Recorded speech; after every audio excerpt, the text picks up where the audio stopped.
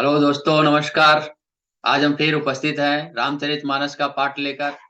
आज हम पढ़ने वाले हैं पृष्ठ क्रमांक 176 से 180 तक। जैसा कि हर दिन हम 5 पृष्ठ पढ़ते हैं, वैसे ही आज भी 5 पृष्ठ है 176 से 180 तक। तो आइए हम शुरुआत करते हैं।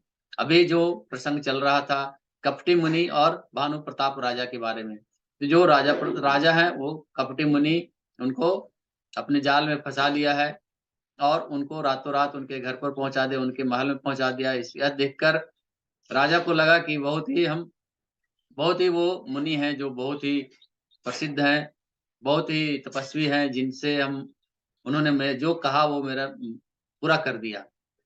तो और उनके जो एक राक्षस था, वह वो सुअर बन के उनको पीछे पड़ा था, वही उनको पहुँचाया था वहाँ। और वह ब्राह्मण के वेश में रूप रूप के धारण करके और वहाँ पहुँचा हुआ है।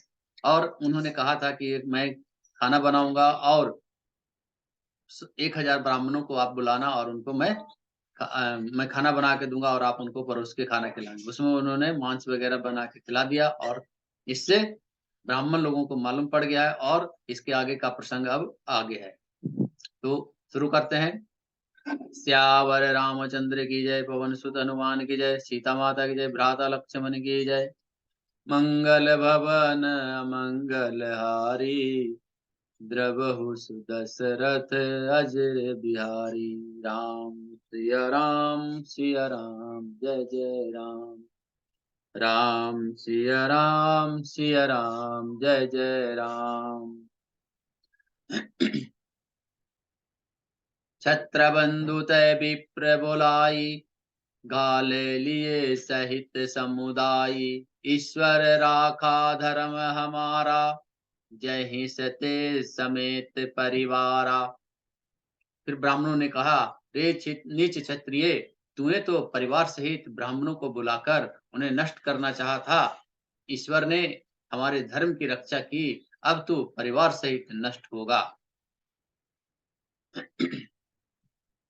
संबत मध्यनाश तब हो, जलदाता न रही कुल कोहू। नृप सुनि श्राप विकल अति त्रासा, भय बहोरी बर गिरा आकाशा। 1 वर्ष के भीतर तेरा नाश हो जाए, तेरे कुल में कोई पानी देने वाला न रहेगा। श्राप सुनकर राजा भय के मारे अत्यंत व्याकुल हो गया। फिर सुंदर आकाशवाणी हुई।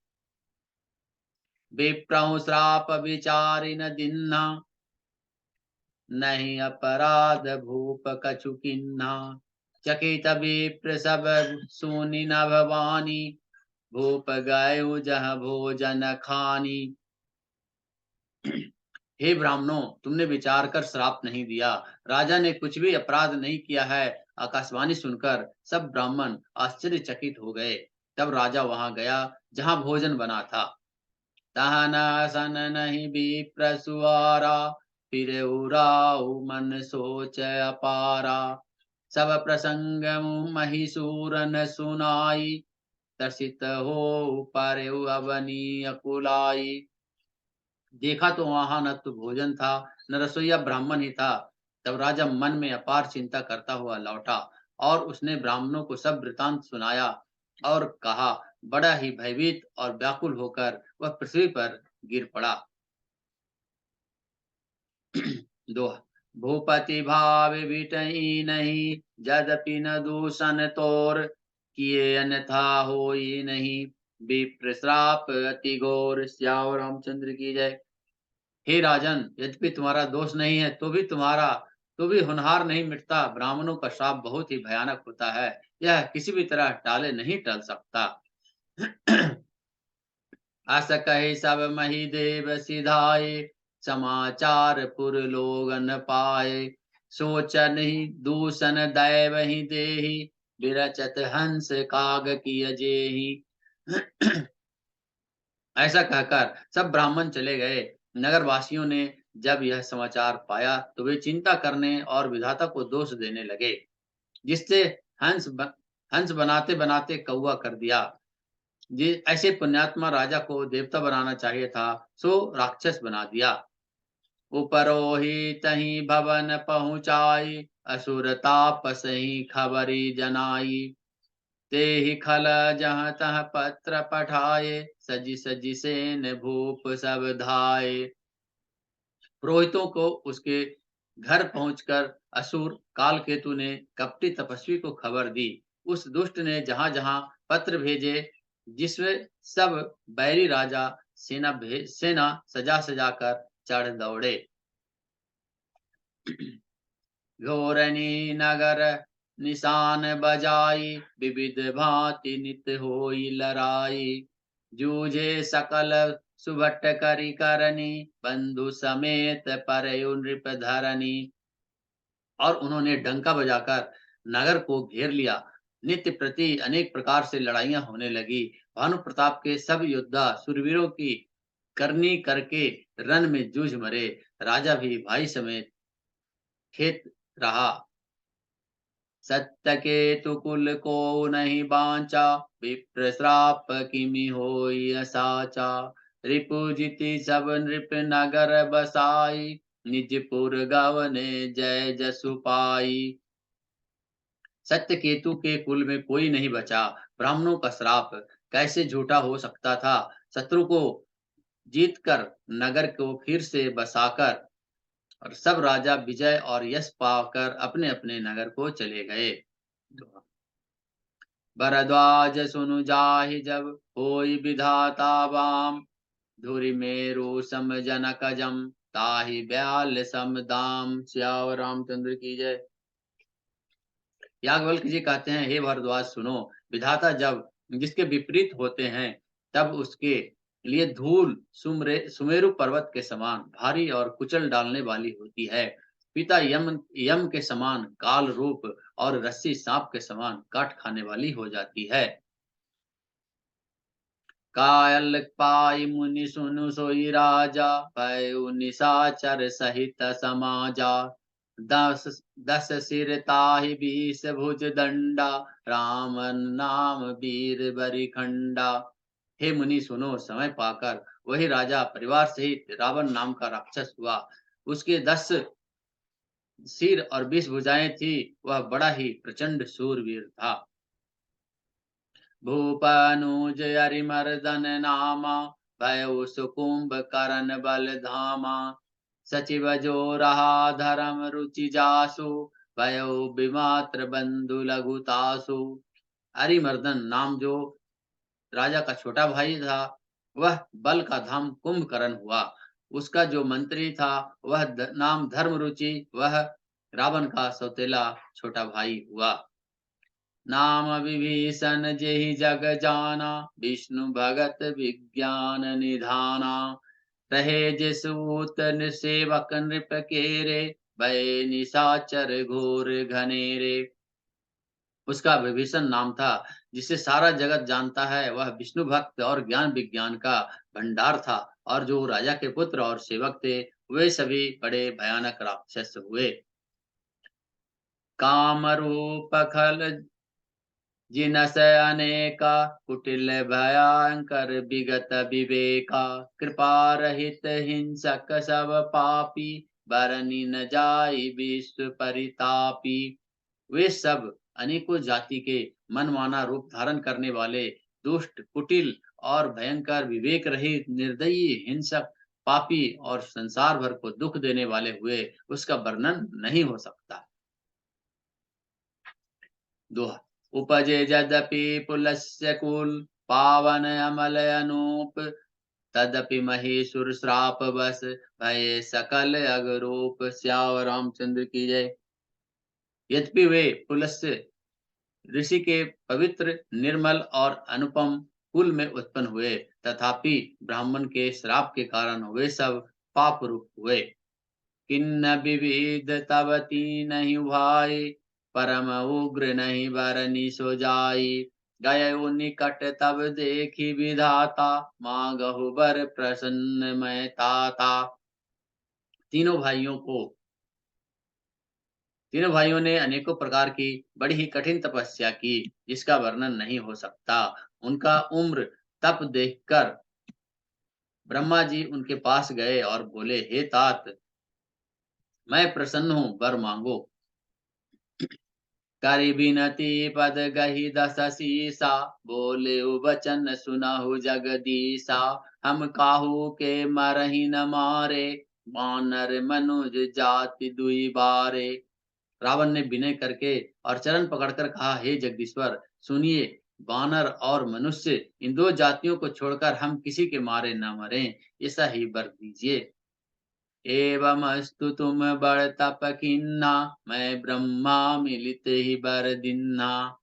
पुनि प्रभु कुंभ करन पहि गयऊं, ते ही बिलो कि मन विस्मय भयऊं। शिव जी कहते हैं कि मैंने और ब्रह्मा ने मिलकर उसे वर दिया कि ऐसा ही हो, तुमने बड़ा तप किया है। फिर ब्रह्मा जी कुंभकर्ण के पास गए, उसे देखकर उनके मन में बड़ा आश्चर्य हुआ। जाओ यही खल नित करब आहारु, हो यही सब उजारि संसारु। सारद प्रेतिता सुमति फेरी, मागे सी नींद मास सटकेरी। जो यह दुष्ट नित्य आहार करेगा तो सारा संसार ही उजाड़ हो जाएगा। ऐसा विचार कर ब्रह्मा जी ने सरस्वती की प्रेरणा करके उसकी बुद्धि फेर दी, जिससे उससे जिससे उसे 6 महीने की नींद मांगी। दोहा। गए विभीषण पास पुनि, कहो पुत्र वर मागु। तेहि मांग्यो भगवंत पद, कमल अमल अनुरागु। सियावर रामचंद्र की जय। फिर ब्रह्मा जी विभीषण के पास गए और बोले, हे पुत्र वर मांगो। उसने भगवान के चरण कमल में निर्मल, निष्काम और अनन्य प्रेम मांगा। तिन्हि देई बर ब्रह्म सिधाए, हर्षित ते अपने गृह आए। मैं तनुजा मंदोदरी नामा, परम सुंदरी नारी ललामा। उनको वर देकर ब्रह्मा जी चले गए और वे तीनों भाई हर्षित होकर अपने घर लौट गए। मैं दानव की मंदोदरी नाम की कन्या परम सुंदरी और स्त्रियों में सुरमिनी थी। सोई मैं दिन रावण ही आनी, होहि यही जातु धान पति जानी। हर्षित भयो नारी भली पाई, पुनि दो बंधु बिहोय सिजाई। मैंने उससे लाकर रावण को दिया। उसे जान लिया कि यह राक्षसों का राजा होगा। अच्छी स्त्री पाकर रावण प्रसन्न हुआ और फिर जाकर दोनों भाइयों का विवाह करा दिया। गिरि त्रिकूट एक सिंधु मजारी, विधि निर्मित दुर्गम अति भारी। सोई मैं दानव बहुरी सवारा, कनक रचित मणि भवन अपारा। समुद्र के बीच में त्रिकूट नामक पर्वत पर ब्रह्मा का बनाया हुआ एक बड़ा ही भारी किला था। महान, मायावी और निपुण कारीगर मैं दानव ने उसको फिर से सजा दिया। उसने उसमें मणियों से जड़े हुए सोने के अनगिनत महल थे। भोगावती जसी अहि कुलवासी, अमरावती जसी शक्र निवासी। तीनते अधिक रम्य अति बंका, जग विख्यात नाम तेहि लंका। जैसे नागपुर के रहने की पाताल लोक में भोगावती पुरी है, उसी तरह इंद्र के रहने की स्वर्ग लोक में अमरावती पुरी है। उनमें से उनसे भी अधिक सुंदर और बांका वह दुर्ग था, जगत में उसका नाम लंका प्रसिद्ध हुआ। दोहा। खाए सिंधु गभीर यति, चारहु दिशि फिर आव। कनक कोट मणि खचित दृढ़, बरनि न जाई बनाव। सियावर रामचंद्र की जय। मुझसे चारों ओर से समुद्र की अत्यंत गहरी खाई घिरे हुए है। उस दुर्ग के मणियों से जड़ा हुआ सोने का मजबूत परकोटा है, जिसकी कारीगरी का वर्णन नहीं किया जा सकता। हरि प्रेरित जेहि कलप जोई, जातु धान पति होई। सुर प्रताप अतुल बल, दल समेत बस सोई। सियावर रामचंद्र की जय। भगवान की प्रेरणा से जिस कल्प से राजा राक्षसों का राजा रावण होता है, वही शूर प्रतापी, अतुलित बलवान और अपनी सेना सहित उस पुरी में बसता है। रहे तहाँ निशिचर भट्ट भारे, ते सब सूरन समर संघारे। अब तह रहहि शक्र के प्रेरे, रक्षक कोटि जच्छ पति केरे। पहले वहाँ बड़े-बड़े योद्धा राक्षस रहते थे। देवताओं उनको सबको युद्धों में मार डाला था और इंद्र की प्रेरणा से वहाँ कुबेर के 1 करोड़ रक्षक यक्ष लोग रहते हैं। दस मुख कतहु बखबरी अति पाई, सेन साजि गणेश घेर चिजाई। देखि विकट बट बड़ी कटकाई, जच्छ जीव लैस गए पराई। रावण को कहीं ऐसी खबर मिली कि तब उसने सेना सजाकर किले को जा घेरा। जब उसे बड़ा विकट योद्धा और उसकी बड़ी सेना को देखकर यक्ष अपने प्राण लेकर भागे। फिर सब नगर दसानन देखा, गयो सोच सुख भयउ विशेषा। सुंदर सहज अगम अनुगामी अनुमानी, किन्नित रावण रजदानी। तब रावण ने घूम घूम फिरकर सारा नगर देखा, उसका स्थान संबंधी चिंता मिट गई और उसे बड़ा ही सुख हुआ। उस पुरी को स्वाभाविक ही सुंदर और 12 बालों के लिए दुर्गम अनुपम करके रावण ने वहां अपनी राजधानी कायम की। जेहि जस जोगी बाट गृह दिन्ने, सुखी सकल रजनी चर किन्ने। एक बार कुबेर पर धावा, पुष्पक जान जीति लय आवा। योग्यता के अनुसार घरों को बांटकर रावण ने सब राक्षसों को सुखी किया। एक बार वह कुबेर पर चढ़ दौड़ा और उससे पुष्पक विमान को जीत कर ले आया। दोहा कौतुकहि कैलास पुनि, लीन लीन से जाई पट उठाई। मनहु तौल निज बाहु चल, चला बहुत सुख पाए। सियावर रामचंद्र की जय। फिर उसने जाकर एक बार खिलवाड़ में कैलाश पर्वत को उठा लिया और मानो अपने भुजाओं का बल तौलकर बहुत सुख पाकर वह वहां से चला आया। सुख संपत्ति सुत सेन सहाई, जय प्रताप बिल बुद्धि बढ़ाई। नित नूतन सब का बाढ़त जाई, जिमि प्रतिलाभ लोभ अधिकाई। सुख संपत्ति पुत्र सेना सहायक और जग और प्रताप बल बुद्धि और बड़ाई, ये सब उसके लिए नए नए बढ़ते जाते हैं। वैसे ही बढ़ते जाते हैं और अनेक प्रत्येक प्रकार के लगभग और प्रत्येक प्रकार के लाभ पर लोभ बढ़ता जाता है। तो आज का जो कथा है वह 180 पृष्ठ तक मैंने पढ़ा है। 176 से 180 5 पृष्ठ पढ़ा है और आज की कथा हम यहीं समाप्त करते हैं। मंगल भवन अमंगल हारी, द्रवहु सुत दशरथ अजिर बिहारी। सिया राम जय जय राम। श्याम रामचंद्र की जय। पवन सुत हनुमान की जय। सीता माता की जय। भ्राता लक्ष्मण की जय। हरे राम राम राम हरे हरे। हरे कृष्ण कृष्ण कृष्ण हरे हरे। श्याम रामचंद्र की जय।